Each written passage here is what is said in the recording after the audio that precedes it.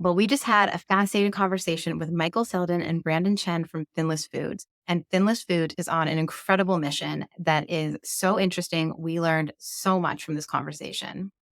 Yeah, this is another area of science that I am just so excited about because we are definitely facing a food crisis as a species. And there are so many companies out there working to fix this. And Finless Foods is definitely at the forefront. They're working on creating cell cultured tuna, which will solve a lot of problems. We'll talk about those in the episode. So stay tuned. But it is a fascinating and such an up and coming field of research, and we're really excited to dive in. Thank you both for being here. We are so excited about this whole topic. So, we always like to start though with career paths. So, if you don't mind, we'll start maybe Brandon. What did you want to be when you were 7? What are you now, and how did you get there? And I want both of you to answer this question eventually. Yeah, Karina, thank you for the question. I have to go down to my memory lane 46 years ago when I was 7. Of course, think about being a doctor, lawyers, engineer, architect. But, this day, I'm a doctor of philosophy, not a doctor of medicine. I think there's a few biology laboratory classes that kind of just opened my eyes. And I've been just being fascinated by it throughout my career. So that's how I ended up here thinking, hey, research, science, it's really exciting. And always think about how can we leverage biology and biotech in general to solve a lot of challenging issues we are facing as a humanity these days. Yeah, that's great. Michael, how about you? I was sort of a little bit on the scientist track, or at least my parents would say that because I really like to do analytical work in general. And as a kid, I really liked to sort of like think of things in that way. But I think I probably wanted to be a computer programmer when I was a kid. But part of that was sort of like projecting a little bit. Like I was not really allowed to play video games or watch TV as a kid. And so I thought they were very cool things to do. And so I wanted to be a video game programmer, despite the fact that I had basically not played video games. I just thought that that was exciting. That's all right because I mean, tons of guests want to be astronauts even though they hadn't been to space. So it's. It's a surprising amount of people who come on and say they wanted to be an astronaut. Like, it's a very high percentage of our guests. That's fascinating. I think I'm too claustrophobic for that. I don't know if I could like cram myself into the tiny space that would require to me for that. Yeah, I feel that. I was one of those kids who wanted to be the astronaut, and then I realized that I am very claustrophobic and also terrible at math and physics, so I had a lot going against me on that, but all the same. So, what are you both doing now? Can you give us an overview and tell us kind of about your exciting company and all the things you're doing? I think most recently, in the past 4 years, being with the Finless Food to develop this new type of the food we call the cell cultured food, specifically seafood. And Finless Food is focusing on tuna, particularly. Being just extremely excited about developing this type of the food with technology. So leading teams, working on R&D, working on different way to improve our process, and also working on the regulatory path for this type of food in the United States and as well as some other country as well. So that's kind of where we are this day. But before that, I was in industry related to precision fermentation, therapeutics, synthetic biology, but in general, just biotech as a themes throughout my career in the past 20 years-ish. Yeah, I have so many questions as we get into this about Finless Foods and the regulatory hurdles and all of that. Michael, what are you up to at Finless, and what's your perspective on that? Yes, I have a background in biochemistry and molecular biology. I've done a whole bunch of odd jobs. I was a translator for a bit. I was a high school chemistry teacher for a bit. And then, as somebody with a biochemistry undergrad, I started looking at grad school and started off looking into this field of creating animal products without animals. I've always been an environmental activist, and I know that animal agriculture is a really heavy part of humanity's footprint on the environment. So finding a way by which we can create good food for people that actually is better for the planet motivated me a lot. And especially going to a university with a big focus on agriculture, went to UMass Amherst, which is a land grant university. So there's a massive agricultural biotechnology program that really influenced me. So started off doing a PhD, but then was approached by some venture capitalists who basically said, "Hey, this whole growing meat outside of animals thing. Do you think that you can do this well on your own, or do you want to do this with a big team behind you?" And I said, "Well, obviously, a big team would be significantly better." They said, "Well, you should start a company then if you want to do that." So I brought in my best friend now 13 years. Brian Wyris, who's my co-founder, also a biochemist. And we founded Finless back in 2017. We managed to bring on a lot of really brilliant and incredible people like Brandon along the way, who's now just a total pillar of our company in every single way. And yeah, like Brandon was saying, we make cell cultured bluefin sashimi. So it's seafood with no mercury, no plastic, no ocean ecosystem destruction, and no animal cruelty. And we do this by just growing the meat outside of the animals. We took a small cell sample, pulled it out of the tuna, and allow it to basically do what it already wanted to do, but just instead of doing it inside of an animal, we let it do it outside of an animal. Day to day, I do investor relations and general strategy. I'm CEO, so I work with Brandon, but not really like on the bench or like on the technical team. Um, and it's just been a really cool and interesting journey. I don't have a background in entrepreneurship, and it's been really cool to learn that as I've gone. Yeah, was that daunting when someone was like, "Oh, that's a great idea, just start your own company?" I mean, can you talk about sort of that transition a little bit? That's a big thing to just jump in and do. I was given this shot. Some investors were basically like, "We'll fund you," and I was like, "To be clear, I don't know what I'm doing." So I went through this accelerator, which basically is like, "Well, if you're somebody who understands science, we will teach you business." We think it's much easier to teach business to scientists than science to business folks. And yeah, I feel confident now. I really enjoyed what I'm doing. I feel capable. I'm advising a few other companies. I've done a lot with a few different accelerators in terms of advisorship, and I've really enjoyed Finless. I'm, 6 years, 7 years in now, and like now I do know what I'm. But it was daunting at first. I mean, it sort of was a lot of like fake it till you make it.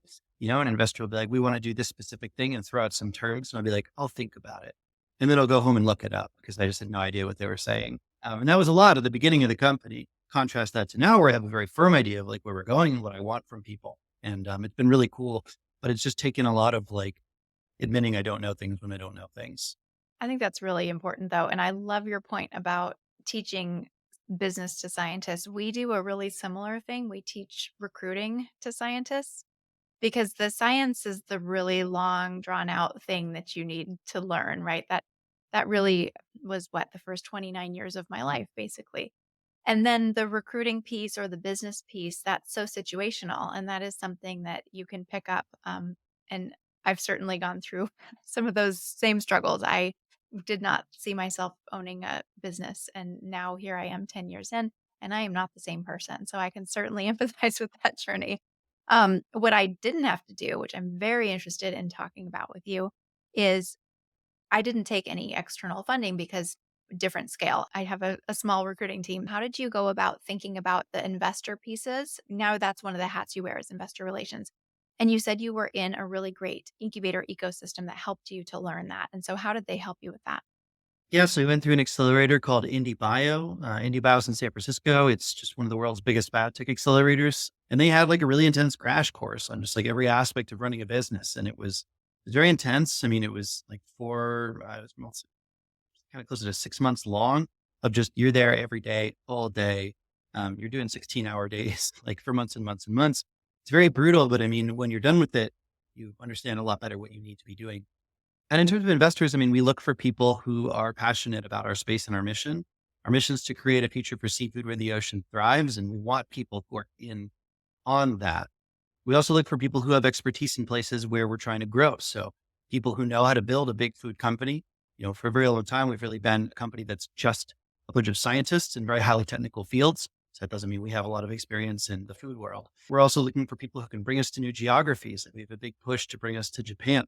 And so we're looking for the right partners there in order to help us transition from just being an American company to being an international company that functions in really the heart of the tuna industry globally. So it's really like looking for people who know things that you don't and who are bought in on your mission and the general trajectory of the company. And I think those are the three things you should look for that I look for when finding investors.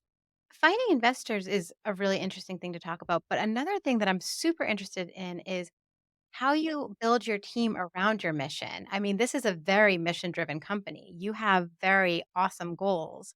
And how do you find that that helps when you're bringing people in? How do you maintain that mission throughout, an employee's journey with Finless? That mission, actually, Michael, Brian, you work on it with our impact, advisory board altogether, right? As a whole team to set out the mission that serve as North Star of the company throughout. And throughout our recruiting process, onboarding, even training, how to build a team, this is kind of our guiding star. altogether. We always point back to this particular mission statement.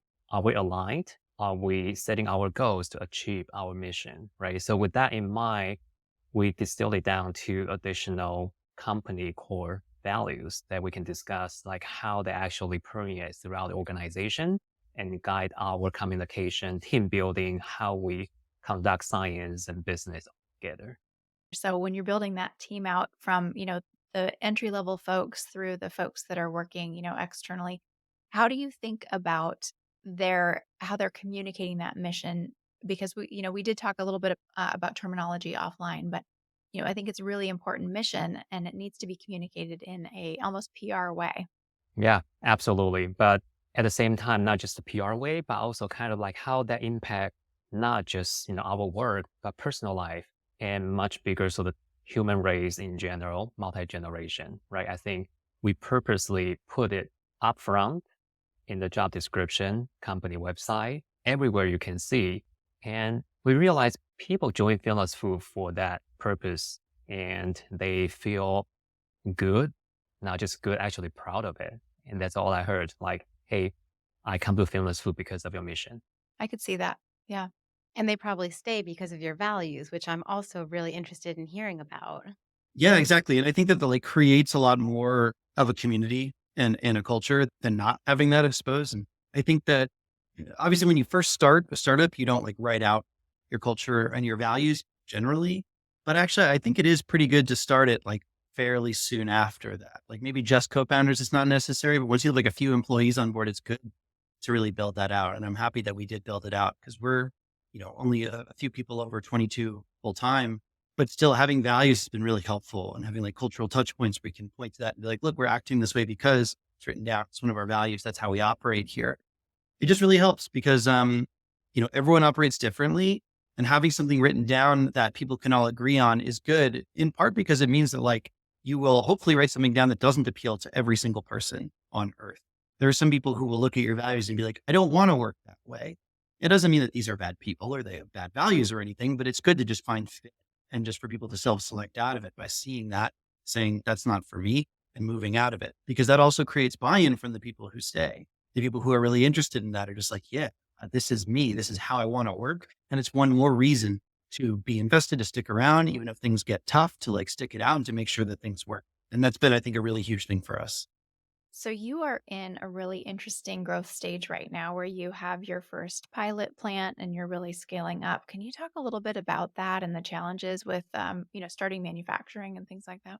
That's a great highlight of where we are in terms of now we have a proof of concept prototype technology we can produce in our pilot facility. Now, how can we scale up, right? So set a capital availability aside, that come into a much bigger question. First, what is the scale we are looking at, the location, and how can we actually dial in a lot of the sustainability factor, the energy, the water use into this particular site, right? So that take a whole lot of expertise, not just Finless Food, but also outside a consultant, right? Now, another element I want to highlight in terms of scalability and scale up is technology mature enough to do that. And then we feel like we can do that, right? So with that in mind, we set out to build a facility, first in Northern America, once we, in parallel tracking our regulatory approval, so we can reach out to the much bigger market compared to our current pilot facility. And you were talking about getting multinational here as well. What are the challenges there if you are going to move into other markets? It is challenging, especially if you're building something new. I mean, we've had a lot of challenges in just getting prototypes to Japan. Like we're trying to build partnerships in Japan. We're trying to set up like R&D in Japan instead of production in Japan. You do need to bring the stuff that you make in order to actually build partners. Because if you don't, you're like begging them to fly across the Pacific and see what you're working on. And it's challenging. It's challenging because it's new. There isn't like a specific, it's been very difficult to find the correct pathway to bring it into Japan. And it's like delayed. Like I've been delayed on a trip to Japan. I was supposed to be there a month ago, still here. And we're still trying to figure out how to make this work. So it's challenging. That said, what's nice about it is that not nice, the challenges themselves are not nice. But it has really helped us actually start to work with people on the other side of the water. We actually now have Japanese partners who are actively working on facilitating getting our prototypes into Japan. This is helping us understand like what it's like to work with these people and what kind of agreement we want to work on with them. What parts of our production process should we be offboarding to people? What parts of our R&D process should we be doing JVs on? Should we be getting investment and from who? I think it's actually been really clarifying in a lot of ways, even though I kind of overall wish it wasn't as frustrating. And so just to clarify, the market in Japan is really strong because of the seafood use. Is that why you chose Japan, or is there another reason beyond the market? Yeah, I mean, Japan has always been a leader in a lot of different ways, but in terms of seafood, especially so. Almost 80% of the bluefin tuna market globally is in Japan. That makes it a really important market for us. We had spoken previously, and you shared something really interesting with me, and it really highlighted my ignorance to why this is so important. Now, when I think about why this is so important as how it would impact the ocean, I think about overfishing, right? And I think about the trawling and all of that. But you were telling me about the process of actually getting tuna into the US and the back and forth, and I thought that was fascinating. Can you share with everyone sort of the process of how you do transport tuna and the impact on the environment of that? To be clear, I don't do any of these things, but people do. Even when we catch tuna in United States waters, typically that is shipped across the Pacific to Southeast Asia for processing because the labor is significantly cheaper, and then is shipped back across the Pacific to America for sale. Not fantastic for the environment to ship something across the planet twice, but also it's less fresh. You have a higher degree of spoilage. It's just worse from every perspective. But if you're a chef in the US, you have two options. You can either buy a whole tuna, which is a 6 foot long animal. You need space in your kitchen in order to be able to chop that up into usable pieces. And you need someone on staff who knows how to do that. If I'm a chef and I know how to make, nigiri, that does not mean I know how to process a 6 foot long animal. Those are two sort of separate skills. But that's the way you can actually have it fresh. The other option for yourself, if you are a sushi chef in the United States, you can buy a saku block, which are like this big. They're a piece of meat, rectangular, and that's pre-processed, but that's the stuff that's gone across the ocean and back twice. So that stuff is much more convenient. You don't need to have someone on staff who knows how to process a fish. You don't need the amount of space necessary to have a 6 foot long animal get chopped up in your kitchen, but it's not fresh. And so that's what's cool about Finless is that we can give these chefs both. So people ask like, why would consumers buy this? And we have our reasoning, but actually one of the things that's interesting about us is that our customers are chefs, operators, and restaurant owners. And these people have a whole different set of like why they would buy this or not. And this is a huge reason for them. They can get fresh fish that's actually like produced locally that they don't need to have all this specialized stuff on staff in order to make use of. And so we have an advantage in that way beyond just the like, we have no mercury, we have no plastic, we're better for the environment stuff. I mean, that's fascinating. I really had honestly probably just never thought about it. It just wasn't on my radar to think about like how does the sushi actually get here when I order, tuna sushi. And that is just really enlightening. There's a million things like this. Global supply chains have been like this really wonderful thing in terms of like making our lives better in a lot of ways, but we don't realize, I think, how complicated they are. You could probably have somebody explain this exact same thing to this entire room of people, but about a computer or about whatever else is sitting on my desk, and I would have no clue. There's just so much complexity in this, which is cool. Built this like big industrial society where we have this incredible division of labor. Everyone has a very, very specialized thing that they know how to do. But it also means that there's just a ton of complexity associated with all this and a lot of knock-on effects that might not be great for the environment. I think this was really highlighted during the pandemic when we really did hear a lot about the global supply chain and shipping. And I think there are some things that came out of the pandemic that probably give you some good talking points where people can finally relate to these problems because they were national news, international news. Yeah, exactly. I like that there's been like increased awareness around ocean in general, around the ocean, because it is really important. I mean, people don't realize, I think that like the ocean is currently where 50% of our carbon is sunk. So if the ocean ecosystem is destroyed via something like overfishing, that means that we will have double the amount of carbon in the atmosphere, which is catastrophic for the planet. And people are becoming more and more aware that it's like there aren't oceans. There's one ocean. It's one ecosystem. And if we kill one part of it, it starts spreading and killing more of it to actually protect as much of it as we can. So that's been a cool development in the past few years. I think people are paying more attention to that. I think people are noticing the effect of massive supply chains on everything that we do. I mean, I think a lot of people remember, the boat getting stuck in the Suez Canal and people realizing like, wait, one boat getting stuck means like everything is messed up globally. And it's like, yeah, and that's not just one. There's a few choke points like that, and people have like written a lot about it and the challenges associated with it. You actually have people who have David Harvey, who predicted a boat could get stuck in that canal and it would stop all global supply chains. Predicted that like 5 or 6 years prior, and he's like, "This is an issue." And so it's like it's not like we don't know where these things are, and so it's good that people are starting to think about where they are and how they can affect it. Brandon, I have a question. When we talk about complexity, is it impacting your work? How is AI impacting your work? Is it adding complexity? Is it making things better? How are you using it? Very great question. I would say it's adding on top of what we've been doing, because traditionally science being done, of course, by human mind. We process tons and tons of information from research to literature, try to come up with hypotheses to approve it or disapprove it, right? So that iteration is much, much longer.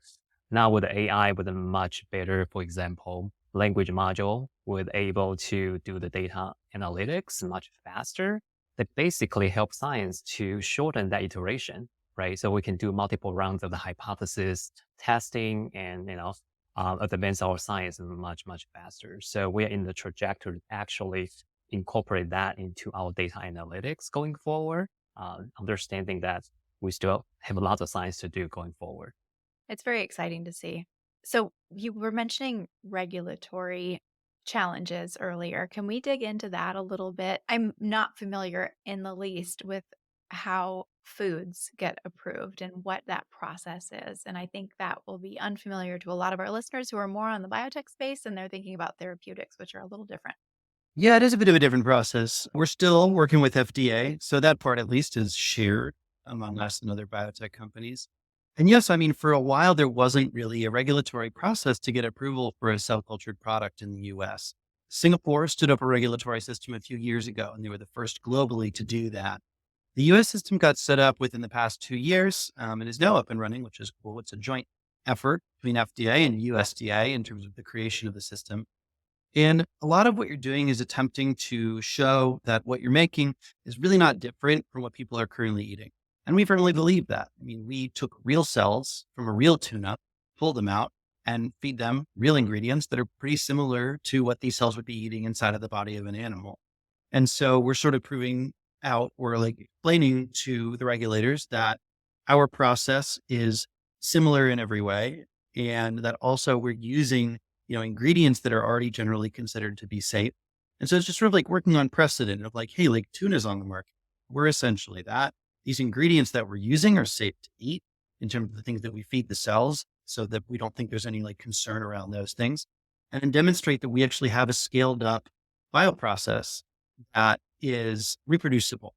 So we can actually continue doing these bioreactor runs with our bluefin cells and that pretty much know what's going to happen every time. It's a controlled process. We're not just doing things at random. And those are some of the things. And of course, on top of that, in terms of proving or arguing that things are similar enough, you have to do a nutritional analysis to make sure that you're actually getting people the same nutrition. Because you want to call it bluefin, it does need to give the same general nutritional benefits. Otherwise, FDA or USDA would argue like, actually, this isn't bluefin because you can't sell something and have it have different nutritional qualities. That's not fair to the consumer. We have an easy case along a lot of those lines because we're just using tuna to make tuna. But yeah, it's rigorous. We do have to do a significant amount of testing and we do have to submit to a significant amount of conversation. We think that's good. But to be totally clear, like we want to be vetted. I don't think that companies should just be able to shove whatever food product on the market and call it whatever they want. I think that that is bad. And so I like that FDA is really vetting us, asking us questions and making sure that we're on the up and up because, that in the end is advertising for us, basically saying, hey, FDA approved this. It's not just something that we're saying is safe in order to make money. Obviously we're in this for the environment, but FDA is just in it for safety and they think it's good. But Brandon's really working very closely in that process. Anything you want to add there, Brandon? That's pretty much sums up everything. And we see this as a sort of collaboration of all the members in industry and at the same time helping the FDA group to understand our unique processes and the safety profile of our product. It makes a lot of sense. Are you going to expect that when you work with other countries, I know Japan is, what you're working with right now, but obviously the whole world would be ideal if they could if you could sell your product in all countries. Are there different standards? Does the FDA standard kind of carry across borders? What's that process look like? Does not carry across borders. A lot of countries do look to the FDA in terms of like creating their own systems. We are speaking with multiple people in multiple geographies who are not like, we trust FDA 100% because obviously they're their own countries. They have their own like wants and needs and things they want to work out. But they definitely are looking at that as a model because it is a system that exists. They're looking at the US, they're looking at Singapore, and they're saying what parts of this process are working for our country or would work for our country, and what parts do we not want to take. And I think it would be cool to honestly be a part of those conversations. We're not, which is good, right? They shouldn't just involve private companies. But I think it would be really interesting to be a fly on the wall there and just to sort of see like what changes they want to make to the process or what they want to keep because it's just so far outside of my wheelhouse. But yeah, I mean, even there are some things that get kind of dicey. Like people wonder, why are you putting your production plant, your pilot plant and then your first production plant in the United States? Wouldn't it be cheaper with that in Mexico where a lot of other production happens? And our answer to that is there's no import export law for this. So there's actually no way that we could make it somewhere else than import it into the country legally. It has to be here. And so, that's kind of a disadvantage in certain ways, but it's just interesting. So as this industry grows, I think this will get significantly cheaper, significantly more efficient. And part of that will be regulatory systems getting stood up in different geographies. At what point in time when you started Finless do you bring in regulatory and FDA? Like, you have the idea and you start building it out and you start creating the technology, and at what point do you need to start bringing in governing bodies and getting approval for things? We started doing trips to Washington very soon after we started. I think we were there 2018, 2019, like maybe a year or two after we got started. We knew that we had to build regulatory concerns into our process from the get-go because you do not want to build a product all the way out. And I'm sure a lot of pharma people listening to this can resonate with that. That just doesn't work. And you have to start from, 6 months prior or 8 months prior or something like that. So yeah, we've been building in that from the start because we've needed to. And because, regulatory is a big challenge to get through, takes a long time. And you don't want to add time onto that by like making silly mistakes that you could have foreseen by just talking to people. I want to pivot a little bit into destigmatizing some of the food issues. I think it's very complicated. I don't think there's like one thing that's going to actually get people over the line and understanding what we're doing. I think it's going to be like a set of comms. It's going to take individual conversations with thought leaders. It's going to take normalization of these products and getting them onto the market and showing people that it's safe just by being there. It's going to take genuinely answering people's questions. It's going to take just like having these in normal settings and not freaking people out by changing too much too quickly. And then there's some people who are just never going to get on board. There's some people now who are rejecting any agriculture. There's like a movement now of people who are like, we won't eat wheat because humans didn't always eat that and everything in between. So it's like, you're not going to win everybody over. And that's okay. Like our goal here is to try and make a difference for the ocean that does not require 100% of humanity to swap over to finless. If we can even get like 20 to 30% of the current tuna market, which is obviously massive for a company, but if cell cultured foods can move that over, it would be a massive, massive step in saving the ocean all on its own. Yeah, I mean, I think it's interesting, right? I remember when like plant-based meat products came out and people were like, "Oh, what's that all about?" But now you see it like everywhere, right? I mean, you can't go into a restaurant, at least where I am, and there's not like veggie burgers and vegan things and, whatever, and that's great. And I think that's really a positive for everyone and certainly climate-wise. And so, I mean, I don't know, I feel like people are a little bit more open to this because they're realizing the importance and the significance that our food choices make. Yeah, I think, the veggie burgers have become passe. They've become boring, which is great. Like, it's not supposed to be some like shocking new thing that people have to feel they have to have an opinion on. The idea is just to slide it into people's current lives and just let it sort of actually fulfill a function. And that's our goal. Like, I used to work at a nonprofit for cell cultured foods called New Harvest. And we would always say we want cell cultured and synthetic biology foods to be just Oreos. Oreos are a fantastic food product because they're ubiquitous. Everyone knows what they are. People who are doing lesser sugary sweets really like them, myself included, and they're vegan. And they're not vegan outwardly, right? There's nothing on the package that says that they're vegan. But they just realize that like that's the most effective and delicious way to make the thing that they want. And so that's really what we think that's what I want like food tech to do.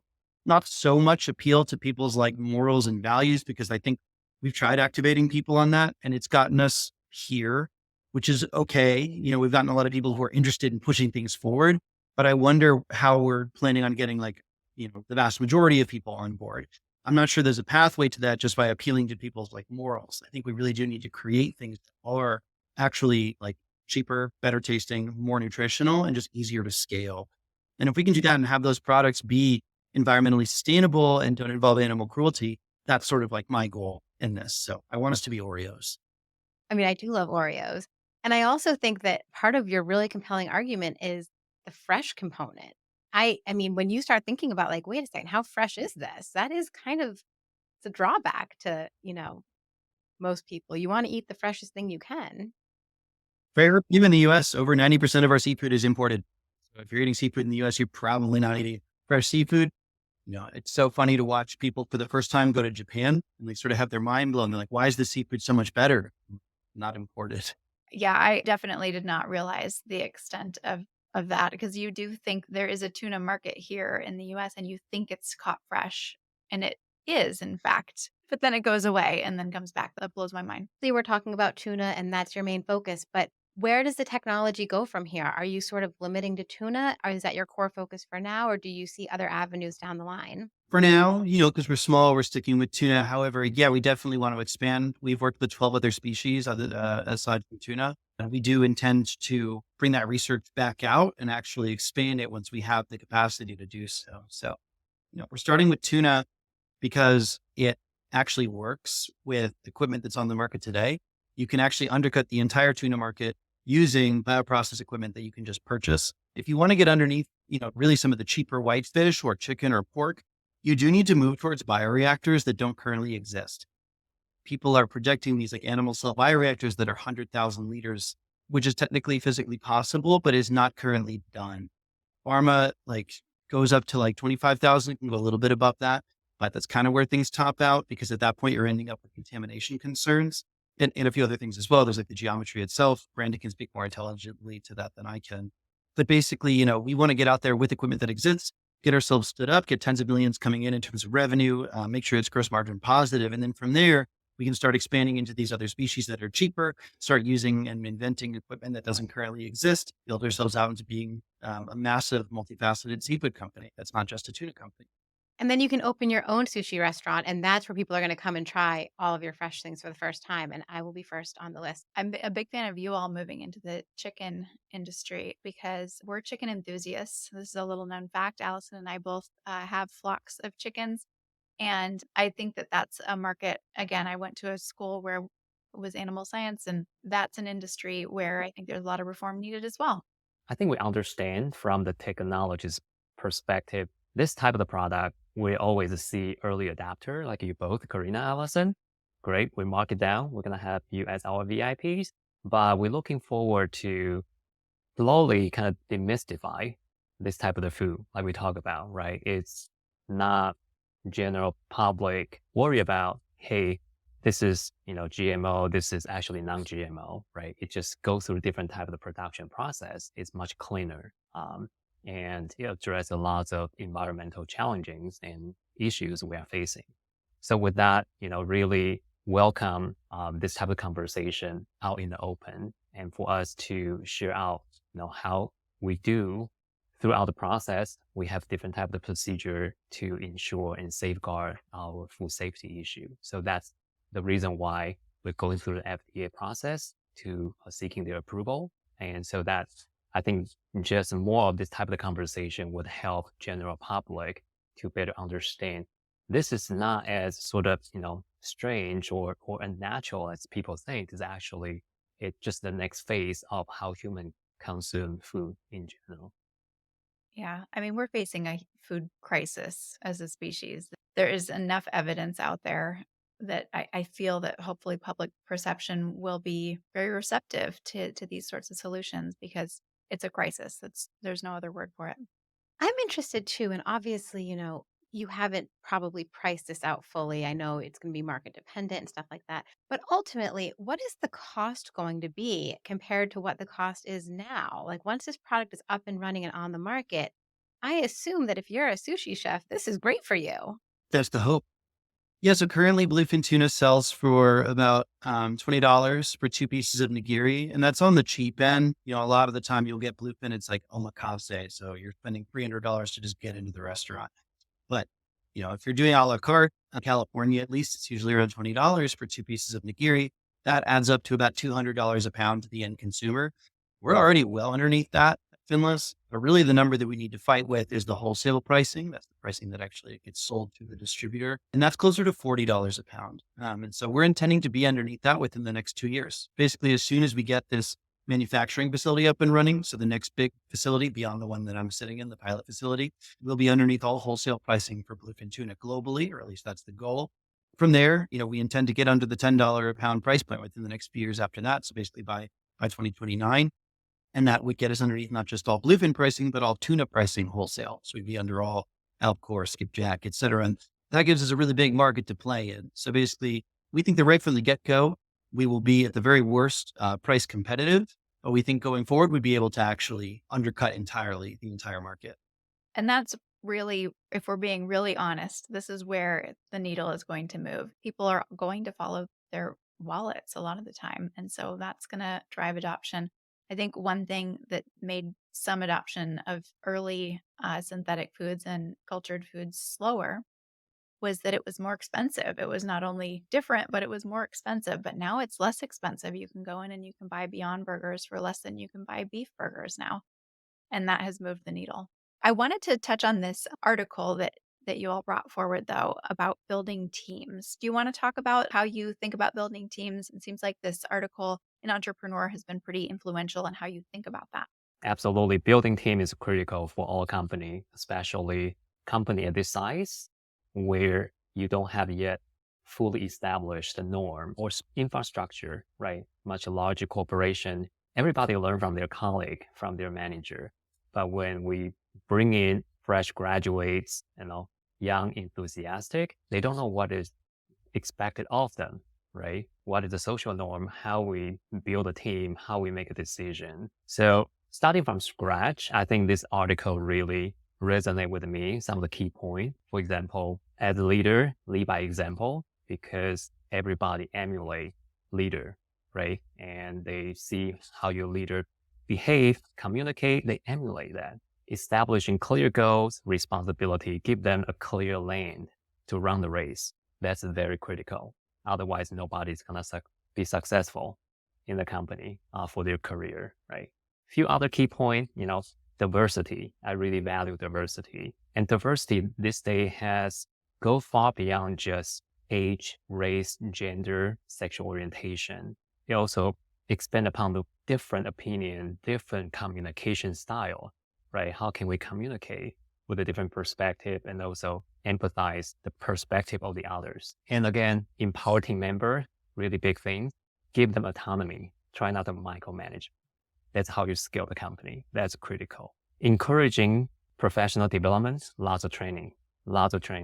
So at Finless Food, we have tried to provide all sorts of different career training opportunity, communication training, as well as leadership and management training. And that's what we can do on top of just science work and to help them to develop their career, not just at the Finless Food, just doesn't matter where they go. This is going to be under their belt. They can utilize for their career growth going forward. I love that. We'll link this article in the show notes for anybody who would like to take a full read of it. That sounds like a really great way of building the company. Thanks for sharing. Can you tell us a little bit more about the management training? I mean, so I think if I recall correctly, you guys have 22 people at Finless. Is that right? More or less? So that's a really robust program and thing to offer as a smaller size company is all of these training programs. How have you implemented those and who oversees these? So when we talk about training, there are different types of mechanisms, right? We can think about, online programs. We can think of private coaches. However, we can also do it organically, which we have done internally. Personally, I oversaw that training programs. So basically, the idea is leveraging the experience from all the different members and have a roundtable discussion. However, as someone guide the discussion, try to hit all the topics, and everybody learn from each other. Are we agreeing on those principles or we disagree? If we disagree, why? For example, one of the topic, I brought it up and had this discussion with all our managers at Finless Food is how to have a difficult conversations, right? It's commonly seen any organization, top and down, 360 all around. How can you have a difficult conversation with your direct reports? How can you have that conversation with your boss? And what is the approach? How you gonna go about first see the perspective of the other through a very empathetic goal and use that as the way to help the other party to help them to see your perspective as well. So through this type of the communication, you can always address a very difficult conversation without have your emotion getting involved and kind of disrupt that transparency. So that's just one example. We do this type of training organically without even spending a dime, which is what we spend just our time and sharing our experience. I think that's fantastic. And it's definitely something that I don't think a lot of companies even think about doing at the stage and the size. And it is, you're right. It's so valuable for your employees who are with you and for when they move on to other positions. That's really, I really like that. Yeah, you sound like a great boss, and I bet your team absolutely loves working with you. I'm just curious. I mean, this is a new venture. We always like to bring the whole career thing full circle and talk about where you see yourself next. But I know that you're in the trenches right now building this out. So I guess it's more, we've already talked about maybe moving into other markets and things like that. But where do we see this company going next? Like, what's your take over the world plan? Take over the world plan is get up a commercial facility. We want to break ground next year is the goal, get something up and running as soon as we possibly can. With that commercial facility, we want to end up the facility that we have planned. We want it to be able to do over 15 million ARR, really prove out that there's demand. There's demand for cell cultured bluefin, that we can produce a good quality product, ship it and have it be legal. From there, once we have that up and running, I mean, we really shouldn't need venture capital. Like the facility that we're intending to build is very modular. And the banks that we've talked to basically say, if we can get one up and running, prove demand for it and actually sell our supply, we can get the next few funded off the bank loans and not off venture capital. And with that, that means the company can really start to fly and not just sort of be sort of stymied by having to wander around finding the right venture partners for us. So I think after that first facility is up and running and selling, you'll see really rapid expansion and, hopefully, like you pointed out, a little bit of world domination in there. I love that. Brandon, how do you fit into that plan? How do you want to grow and scale your team? Yeah, that's absolutely sort of the next phase of the company. Definitely be very heavily involved in terms of facility building, site selection, and also recruitment overall. Yeah. I'm very invested in this. So please keep us updated. Maybe we do a podcast round two after you have your facility up and you can tell us how it's going because I think this is so great. So, probably our last question, but for each of you, Brandon, if you want to start, what is your favorite fiction or nonfiction book or just a book that you think everybody should read? Very good question. I gave some thought. I'm gonna give you two books, kind of just resonate with me. One is actually like the child's, storybook, but actually written by C.S. Lewis. It's The Lion, the Witch, and the Wardrobe. I read as a child, and I still love it this day. The second book is by Daniel Goleman, a professor who wrote Primal Leadership, and both books just touch upon so many human factors. They talk about people's motivation, their drives, their fears. And underlying tone to me is empathy that just thread all the needles, like how the empathies were actually the critical factors for all those human factors. Great suggestions. No, Brandon's got good recommendations. In order to pick something else, like if we're doing business boy books, I would say I really liked Situational Leadership and The 1 Minute Manager. Super short. It's written for business folks. So it's like massive font and it's like not very long, but it's really a great little template on how to build up leadership underneath you in the company and how to actually delegate work effectively, which is something that is a skill. And it's not a skill that we're naturally born with. It does take time to figure it out. And I think people think it just kind of happens naturally. I really don't think it does. I think you need to put effort into cultivating that. And also, you need to teach it to the people who are working underneath you. And I think this book is a really great framework on how to learn it yourself and then actually get your knowledge disseminated so you can delegate tasks effectively and be a good manager. If we're talking fiction, I think The Three Body Problem is like the coolest book I've ever read. It's a Chinese sci-fi. It's basically a bunch of physics problems, but it's sort of like an alien first encounter book. Super fascinating stuff. Very long, very like far-reaching, and starts during the 60s in China. So during the Cultural Revolutions, there's a little like history in there as well. Just a roller coaster read if you're into sci-fi. As most of our listeners know, I'm definitely into sci-fi, and that's a great suggestion everyone should read. Well, thank you so much. This has been really fun. I am fascinated by the company. I'm fascinated by the whole space. I can't wait to see what you guys do. Thanks so much. Me too. I'm excited by the possibility of what we got going on. I'm excited by the trajectory of the company in the next year or two. Getting a product actually to market, pulling something new into the world is just it's exciting. We're on the precipice of it. It's a cool time to be us. We really appreciate you both taking the time to be here with us. We know how busy you are, and this was very, very interesting. So thank you. Thank you so much for having us on. Thank you.